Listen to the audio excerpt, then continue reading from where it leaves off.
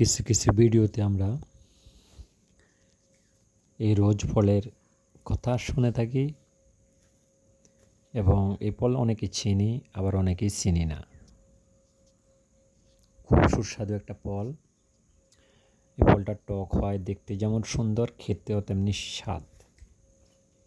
যে কোনো তরকারির সাথে ফলটা আপনার মানানসই এবং এই ফলে প্রচুর ভিটামিন সি। এই ফলটা আপনার যে কোনো তরকারির সাথে দিতে পারেন। আমরা খেয়ে থাকি, এটা দিয়ে আচার, চাটনি, যে কোনো ইচ্ছা সব কিছু করা যায়। আজকে ভিডিওতে আমার কাছে দেখে আমি কি খুশি, গাছটা দেখে এত সুন্দর, এত প্রচুর পরিমাণ ফল আসছে, খুব ফল আসছে এই গাছে। কারণ গাছে যেখানে জন্ম সেখানে অনেক প্রচুর মাটিতে শক্তি, সে গাছে অনেক ফল।